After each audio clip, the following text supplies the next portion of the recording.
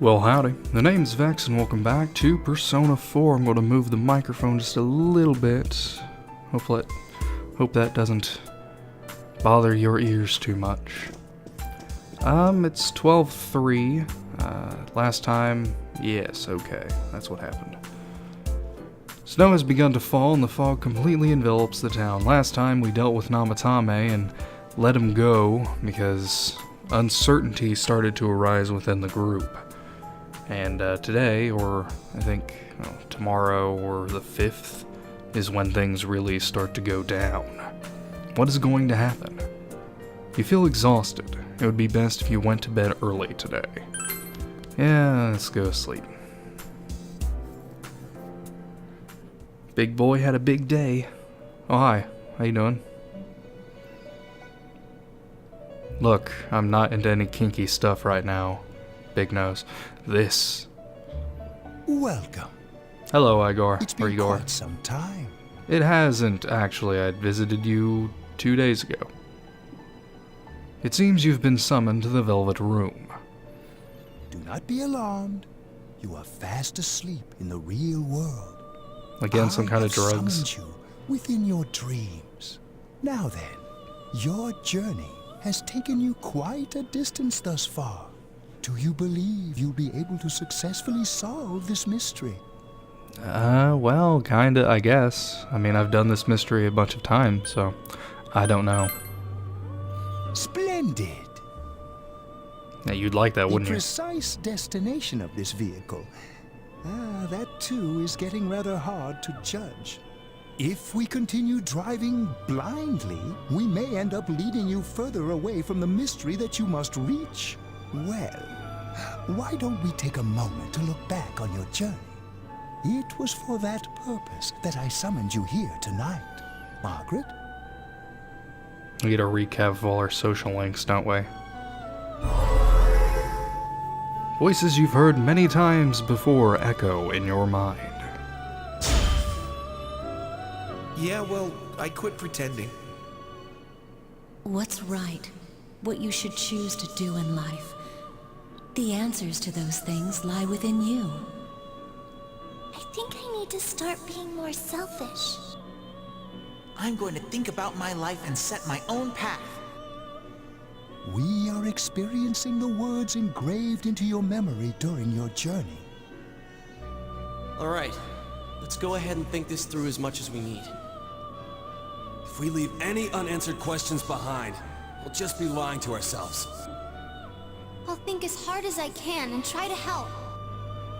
Come on, we've accomplished this much together, haven't we? Right. Together. And it seems you have comrades with you as well. Those heading in the same direction through this dense fog. I was laughing because Naoto didn't even show up. It's like, you'd have comrades with you too, except for Naoto. She's going to betray us all. Oh fuck, we stopped. It seems that the car has stopped moving. We'll be parked for the moment while I confirm our current heading. As I mentioned previously, this year will signal a great change in your life. Though there isn't much time left, it can be worth your while to take the time to stop and reflect. People are like water flowing in a river.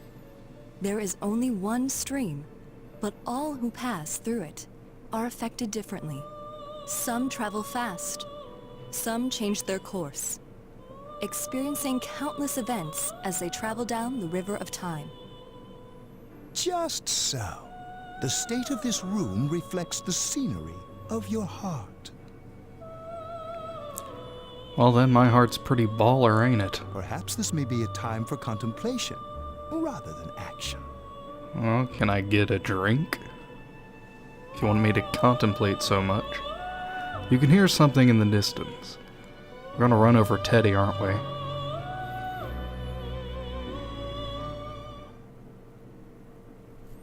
Alright, Teddy didn't show up either. He's not part of the crew. I can't even talk. He's not part of the group either. It seems that you've been sleeping until now. You hear the doorbell ringing. Someone seems to be at the door. The fuck is it?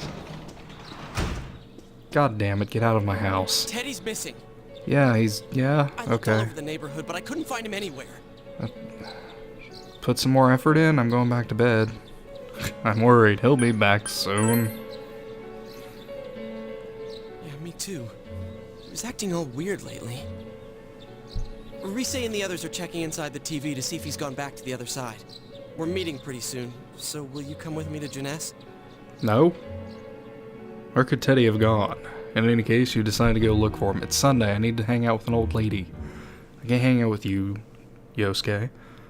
I don't even care about Teddy. He's an annoying cunt. Frame rate, are you good? Yeah, you're decent. Surprising. It's no use, man. We can't find him. No luck for me either. I didn't sense anything over there. The fog's so dense it might be affecting my readings. I wish I could do better. I'm sorry. That Ted. Don't tell me he really went back to his world this time. We told him over and over that he could stay here. You recall the mysterious dream you had last night. This may be a time for contemplation rather than action. That is what Igor said, but he'll be back for sure. No use getting worked up. Let's think about this. I guess that's all we can do right now. He plays dumb a lot, but he's attached to us deep down. He wouldn't disappear without saying anything, right? I'm worried for Teddy myself, but let's trust in him and await his return. Right now we must concentrate on the case. It won't be long before Namatame is transferred to another location. We must hurry, or we will miss our only chance to get his perspective on this. You know, I've been thinking about the case since, but something just doesn't seem right. Let's quickly review the facts. Of all the victims, only 2 were killed. Miss Yamano the announcer, and Saki-san. From the documents we found in the car, we know Namatame had some sort of dealings with them. After that, there were multiple attempted murders in which we were targeted. It was only when he took Nanako-chan that we caught him in the act, identifying his modus operandi in the process. When I hear you put it like that, sounds like the dude's guilty. As a result of Namatame's arrest, the police admitted that Mitsuo Kubo was a mere copycat killer. Back up to yesterday. Remember when you said Namatame didn't have a motive to kill the announcer? That's what's bothering me. Right. Either he's completely nuts, or we're misunderstanding something. You lost me. She's trying to say that if Namatame is sane, then there may be facts in the case we don't know about yet. Sane or insane? Sounds like a play I saw before. When he talks about saving people, what does that actually mean? I don't think there's any doubt that it includes kidnapping people and throwing them into the TV. Maybe that's exactly what he's thinking, Yosuke. Maybe he's thinking he's actually saving them. Could he mean saving them through death? No, Naoto, think about it. He did call himself a savior, and said that the other side is a wonderful world. So they'll be saved if they die? What a bunch of crap! The bastard should have gone and saved himself. What do you think, Senpai? Maybe it was him. There's something else. If you think about it normally, it's gotta be him. But there ain't nothing normal about that world anyways. There's something I've been wondering about for a while. When we first encountered him, he said, "You're the ones I saved. Don't worry, I'll save this girl too." So, if he saves people by killing them, did he save us too? Wouldn't he actually have failed to save us? You raise a good point. If he thinks that salvation comes only through death, his words to us make no sense. And another thing, the Namatame who appeared on the Midnight Channel said he failed to save Nanako-chan. Well, maybe he really was trying to save the victims by putting them inside the TV. Come on, don't get all quiet like that. You guys know I just say the first dumb thing that pops into my head. The possibility that he truly intended to save us. But he's still the one who threw in Saki-senpai and that announcer, right? Sure, we haven't nailed down his motives, but that doesn't change the fact that he killed them. Or what? You think someone else was involved? What makes you think so? The possibility of a culprit besides Namatame. Could there be something that proves this possibility? Namatame's diary, the copycat murderer, the warning letter, Misuzu Hiragi's alibi.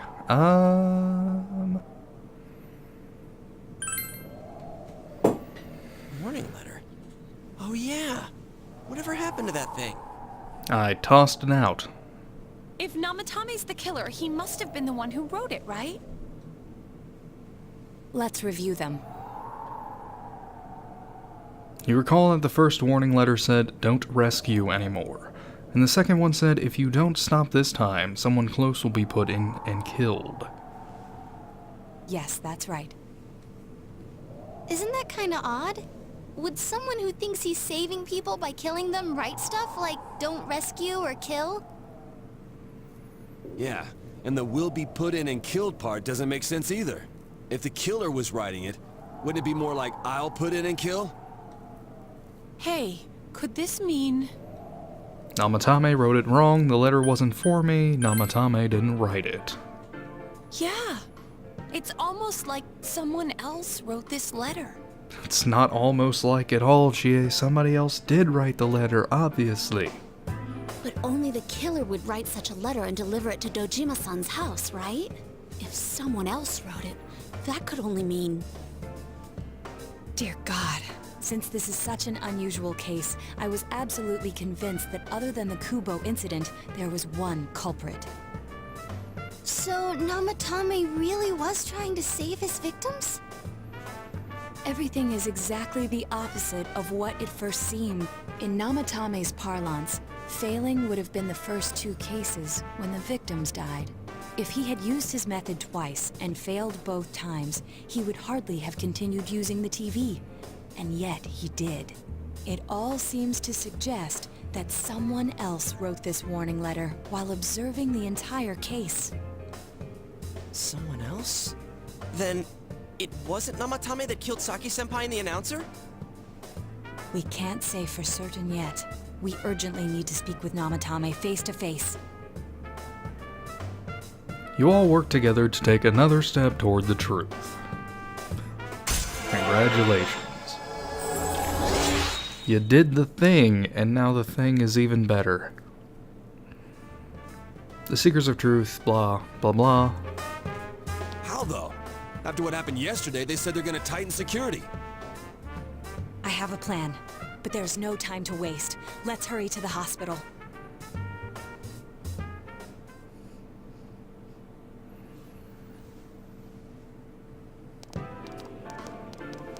Yeah, sup, dude? Hey, this place is off limits. No, it's fine, dude. I know the did. I'm a consultant with the police. No, I got this now, it's okay. You can't get away from my charm. I'd like a few words with Namatame-san. May I go in? This is Unit 252, requesting confirmation on an ID. Name of Naoto Shirogane. Huh? Shirogane. Ah, understood. I see. Well, you're on the list. I can give you a few minutes, but I'll have to record your conversation with him for security purposes. Not that I expect you'll get anything coherent out of the guy. He's been spouting nothing but gibberish. I'd like him to accompany me as well. He has no identification, but this is an emergency situation, and he's here in Detective Dojima's stead. Huh? Detective Dojima sent him? I wasn't informed of this. I'll vouch for his identity. Well, I guess it's better than dealing with the man himself. We have our hands full with the transport procedures, so the last thing we need is Detective Dojima running wild. Detective Adachi is busy somewhere too. This is Unit 252.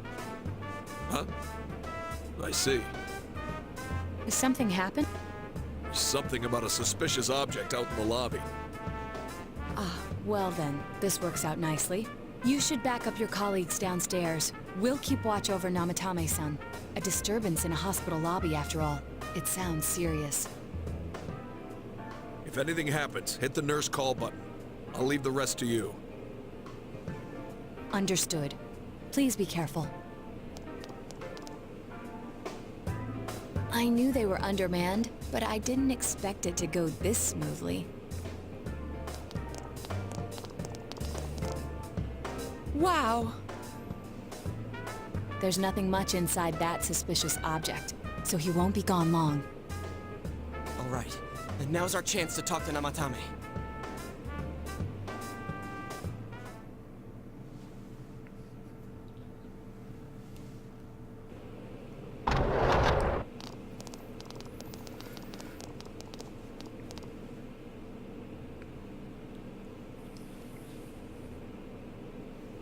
Namatame-san, there's something we'd like to ask you. What's wrong with your hand? Looks like they fucked up modeling it. It's tempting to think that you were the culprit behind this entire case. And to be honest, there are many in this town who hope you are. But we are here to learn the truth. So please, answer our questions.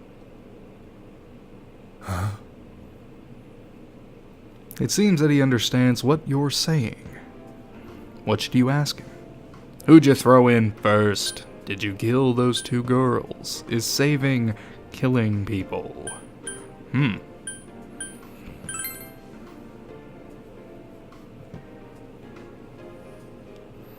Well, that seals the deal.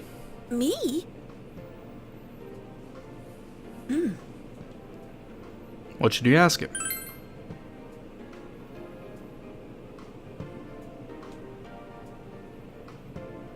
They were killed. I couldn't save them.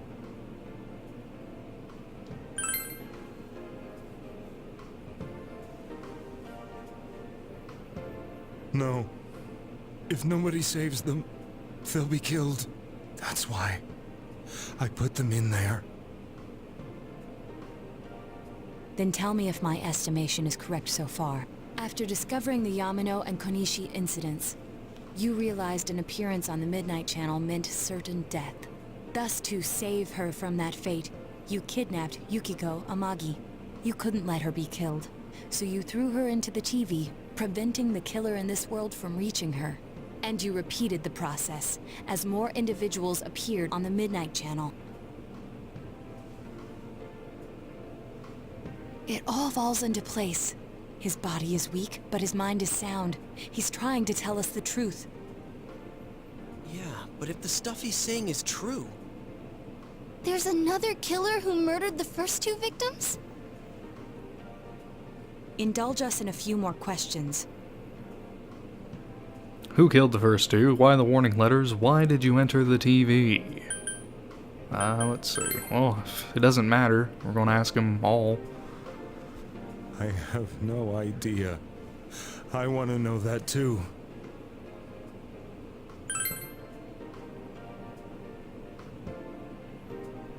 What are you talking about?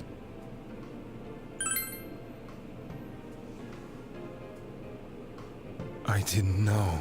I never thought it would be that kind of place. As I thought. You... believe me? Did they find him? Did they find the one who did such cruel things? Mayumi. Please calm down. Our ability to find the culprit rests on you. We know about the other world. In fact, we're the only ones who can fully understand what you have to say. Only... you? We did blame you for everything at first, but now I think we can accept whatever you got to tell us as truth. Please, tell us everything you can, calmly and slowly. You willing to listen? Do my story?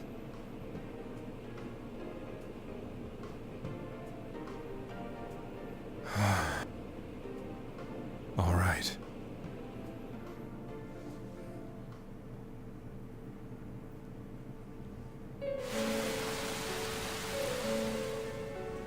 Soon after my affair with Mayumi became common knowledge, I returned to my parents' home, as if to run away from the scandal, and I started drinking heavily to drown my anxieties. I hadn't been able to reach Mayumi at all, and that didn't help either. Mayumi, where are you? She'd been disgraced on all the afternoon shows, and forced to resign from the program she was on. I caused her so much trouble. I wanted to at least apologize to her, but I couldn't even do that. I lost the will and energy to do anything. Then, one day, the rumor I heard some time ago came back to me. Since I had nothing better to do, I sat down blankly in front of the TV and watched my own reflection. And all of a sudden, there was Mayumi. Mayumi? Is that you? The Mayumi inside the TV looked as if she was calling to me for help. Mayumi? Mayumi! When I reached out unthinkingly to touch her, my arm disappeared into the TV, as if I had dipped it into a pool of water. I was so shocked that I lost my balance and nearly fell face first into the TV.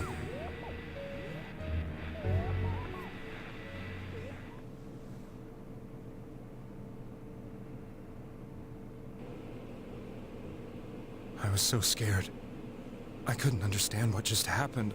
I thought maybe I'd gone insane. In the end, I decided to think of it as just a dream, and I went back to the city the next day after finishing work. The next afternoon when I got to work, I was fired on the spot, as I expected. That wasn't what broke me, though.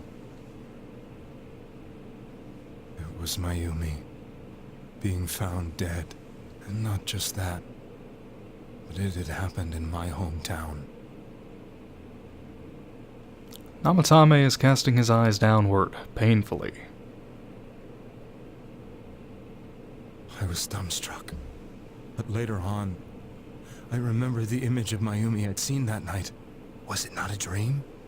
Could it really have been an SOS from Mayumi? I hadn't touched another TV because the first time was so terrifying, but I decided to try it again, and I confirmed that none of it was a dream.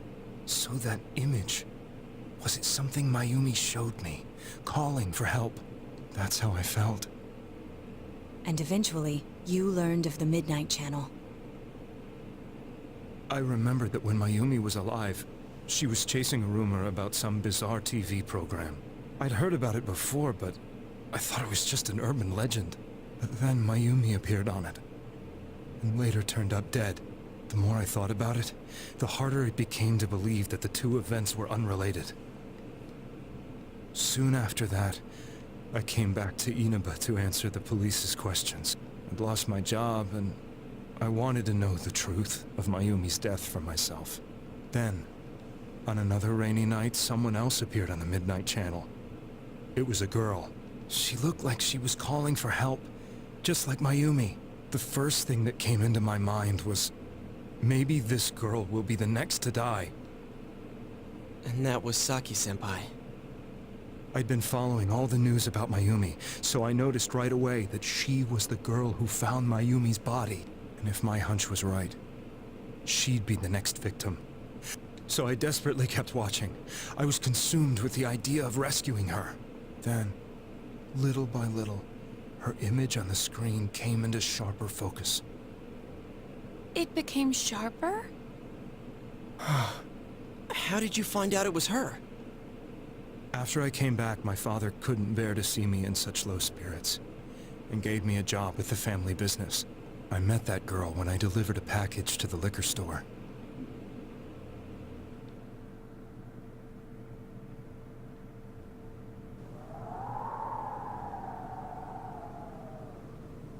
After agonizing over it, I decided to meet her, and told her to be careful.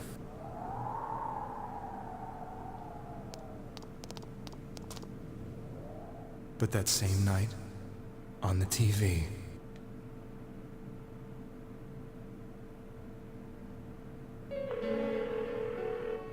she looked as if she was being engulfed by some black shape. She was writhing in pain. That's why I warned her. Why won't she pick up the phone? Why do you have her phone number? Come on! Please! Guess he's calling the business? It's the only thing I can think of. Why wouldn't the father do the thing then? The next day, they found her dead. Saki probably told him some creep was trying to get me to be careful about something. I knew she was gonna be murdered, but I couldn't save her. I blamed myself, thinking there must have been something I could have done. There was no one who depended on me. Nobody at work, not even my wife. Mayumi was the only one who accepted me for who I was. But she was murdered, and the same person killed another girl. I was beside myself.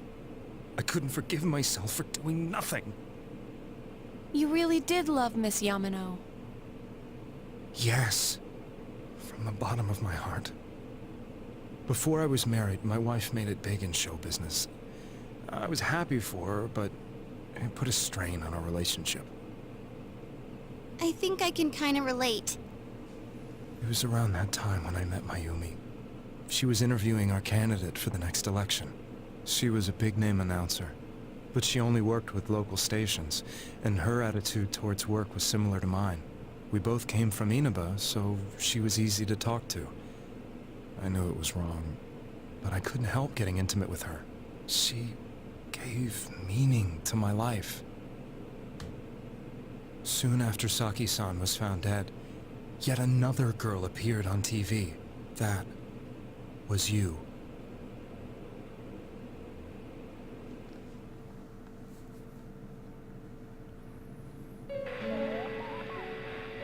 She'll be kidnapped next. And murdered. I can't let her end up like Mayumi and that other girl. This time, I'm gonna do something. My opponent was a murderer who left no clues to his identity. I thought hard about what I could do to protect her from someone like that. I'll never convince her. If she gets suspicious and they arrest me, we'll save her then. The girl inside the TV looked as if she was smiling at me. And that's when it hit me. I apparently had the power to go through the TV screen to the other side. Then, what if I put her into the TV and give her shelter there before the killer gets her? What are you trying to tell me? That it's safe over there? Is that it? The girl inside the TV seemed to smile at me again. And I thought, no matter what kind of place it might be, it's better than being slaughtered. Once things calm down, I could just let her out again. If she's inside the TV, there's no way they can find her. It felt as if everything was starting to come together in my mind. Could it be that Mayumi gave me that power to prevent any more victims from meeting her fate? Was it my mission to save people? But there was a big problem. If I explained the situation to the victim, they wouldn't understand. I had already tried that and failed miserably. It seemed the only thing I could do was to take them away. If that was my mission, I'd just have to do it. Or so I thought. Mayumi, please lend me your strength. I'm gonna drop a spirit bomb on this killer.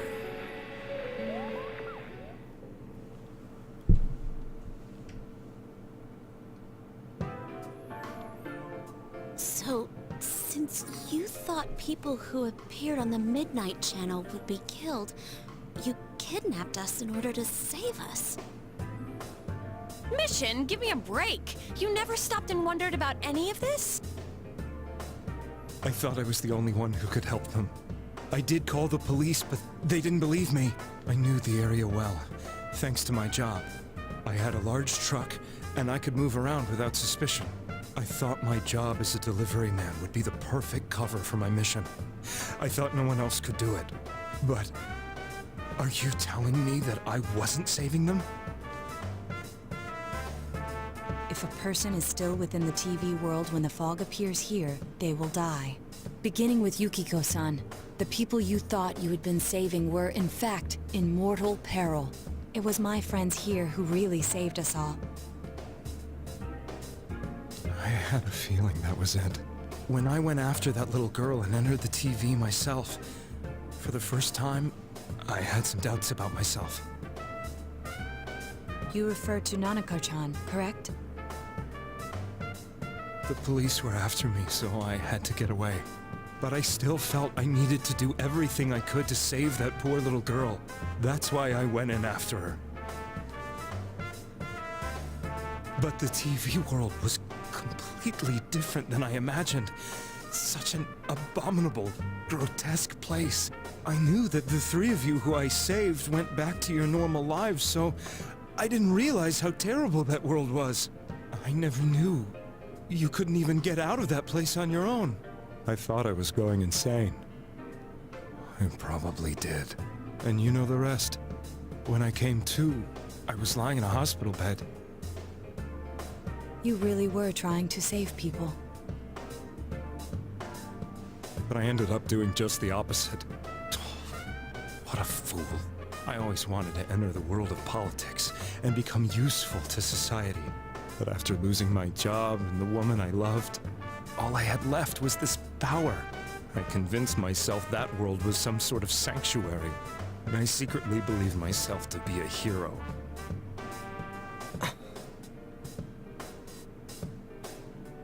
I never doubted what I saw on TV, and believed everything was as I wanted it to be. I didn't think for myself at all. That's why I couldn't protect them. I'm to blame for all of this. What's done is done. It's still unforgivable. I suppose so. But the things I've done are too serious to be brushed aside like that. I have no intentions of running away from my crimes. I'm prepared to face the consequences. Kidnapping is already a serious crime. And on top of that, I put all those lives in danger. I'm sorry. The Midnight Channel and the other world? You can hardly be blamed for failing to understand them properly. We must apologize to you as well. Had we let our emotions blind us to the truth, we would have piled all the responsibility on you. I guess from your point of view, people did stop dying once you started saving people. The more you did it, the more you really believed you were preventing their deaths. I'm such a joke. I'm sorry. I'm getting a little tired. What are you all crammed in here for? Nigga, you were gone for a long time. Like, far longer than you should have been for checking on a bag that didn't have anything in it. You jerking off or something? Jesus. My apologies. We'll be leaving now. Wait. I beg you, please, find whoever's behind this. You children are the only ones who know about that world. That's our plan, don't worry. Like, you could have just slammed those two options into the same option. It's They mean all the same clear thing. now. He never committed any murders. It was another party who threw the first two victims into the TV. But who was it? You've taken another step toward the truth. We did it, fam. We maxed it out already. Oh, only rank 3. Now get out of here! I told you, he's almost ready to be transported. We can't have anything else happen. Looks to me he's ready to be transported right now. Sheesh. I better not see you rascals here again. Oh, you rascals. I only told the silver-haired one and the blue-haired one they can go in. I didn't tell anyone else they could go. You rascals. The fuck?